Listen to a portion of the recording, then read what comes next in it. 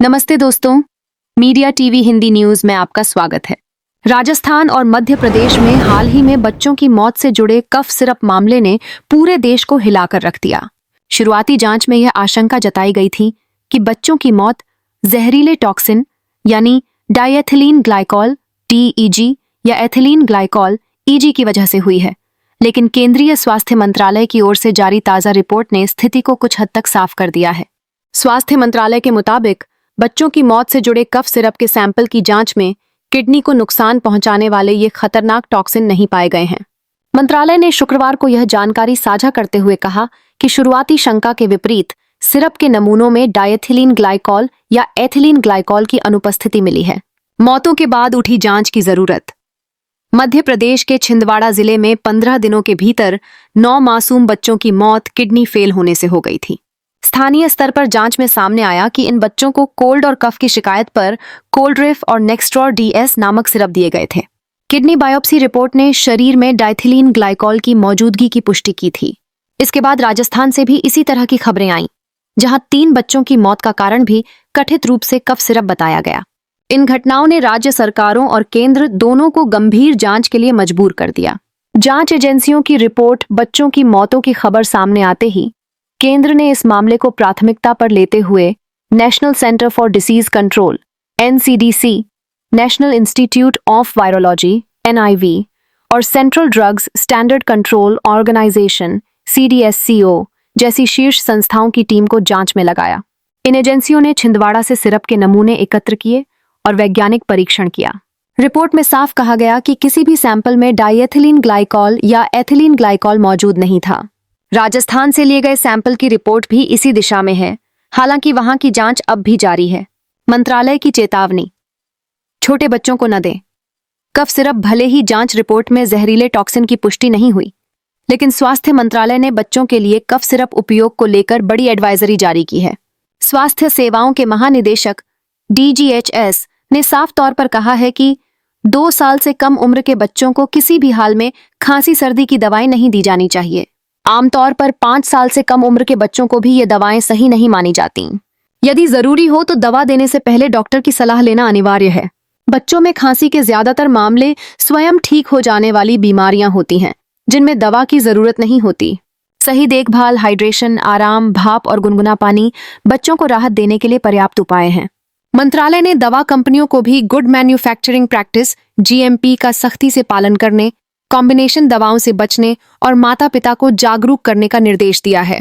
छिंदवाड़ा प्रशासन की कार्रवाई। छिंदवाड़ा में मौतों की जानकारी सामने आते ही कलेक्टर शीलेंद्र सिंह ने तत्काल कदम उठाए। जिले में कोल्ड्रिफ और नेक्स्ट्रॉर DS सिरप की बिक्री पर पूरी तरह रोक लगा दी गई। साथ ही दवा दुकानों, निजी डॉक्टरों और अस्पतालों को विशेष एडवाइजरी जारी की गई कि बिना जांच और अनुमति इन दवाओं का इस्तेमाल न किया जाए।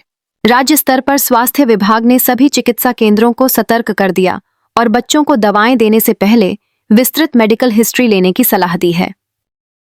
राजस्थान सरकार की सख्ती। राजस्थान में भी बच्चों की मौत की खबर सामने आने के बाद राज्य सरकार ने कड़े कदम उठाए। सरकार ने उन सिरप की जांच शुरू की जो बच्चों को मुफ्त बांटे जा रहे थे। खासतौर पर केसन फार्मा नामक कंपनी, जो जेनेरिक सिरप की आपूर्ति करती है, उसके सभी उत्पादों की गहन जांच के आदेश दिए गए हैं। राजस्थान स्वास्थ्य विभाग का कहना है कि बच्चों को दिए गए सिरप में डेक्स्ट्रोमेथॉर्फन आधारित फॉर्मूला पाया गया है, जो छोटे बच्चों के लिए उपयुक्त नहीं है। रिपोर्ट में यह भी स्पष्ट किया गया कि सिरप में प्रोपिलीन ग्लाइकॉल मौजूद नहीं था। आमतौर पर प्रोपिलीन ग्लाइकॉल की मिलावट से डाइथिलीन या एथिलीन ग्लाइकॉल संदूषण की संभावना रहती है। क्यों खतरनाक है diethylene glycol? Diethylene glycol DEG और एथिलीन ग्लाइकॉल EG का इस्तेमाल आमतौर पर एंटीफ्रीज सॉल्वेंट और इंडस्ट्रियल प्रोडक्ट्स में होता है। यदि गलती से या मिलावट के जरिए यह दवाओं में शामिल हो जाए तो यह किडनी और लीवर को गंभीर नुकसान पहुंचा सकता है। इतिहास में कई बार ऐसा देखा गया है कि खांसी की दवाओं में DEG की मिलावट से सैकड़ों बच्चों की मौत हुई है। 2022 में गाम्बिया और उसके बाद कई अफ्रीकी देशों में भारत निर्मित दवाओं में DEG की मौजूदगी के चलते दर्जनों बच्चों की जान गई थी। इसी वजह से इस मामले ने भारत सरकार को और ज्यादा सतर्क कर दिया। केंद्र का संदेश, सतर्क रहें, सुरक्षित रहें। केंद्रीय स्वास्थ्य मंत्रालय ने यह भी स्पष्ट किया है कि माता पिता को बच्चों को दवाएं देते समय सतर्क रहना चाहिए, खासकर बिना डॉक्टर की सलाह और बिना सही प्रिस्क्रिप्शन के छोटे बच्चों को कफ सिरप देना खतरनाक साबित हो सकता है। मंत्रालय ने कहा, खांसी और सर्दी बच्चों में सामान्य समस्या है जो अपने आप ठीक हो जाती है। ऐसे में दवाओं पर निर्भर होने के बजाय घरेलू उपाय और चिकित्सकीय देखभाल ही प्राथमिक कदम होना चाहिए। हालांकि शुरुआती डर यह था कि बच्चों की मौतें जहरीले सिरप की वजह से हुई हैं, लेकिन जांच रिपोर्ट ने फिलहाल उस आशंका को खारिज कर दिया है। फिर भी 9 मासूमों की मौत ने देश को हिला कर रख दिया है और सरकार अब किसी भी लापरवाही को बर्दाश्त करने के मूड में नहीं है। छिंदवाड़ा और राजस्थान दोनों जगह जांच जारी है और संबंधित कंपनियों की दवाओं की गहन जांच हो रही है। इस बीच सरकार की एडवाइजरी एक चेतावनी की तरह है।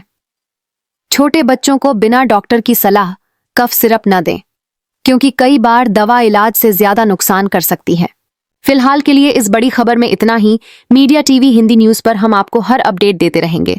देश दुनिया की सच्ची और तेज खबरों के लिए जुड़े रहिए मीडिया टीवी हिंदी न्यूज के साथ। जय हिंद, जय भारत।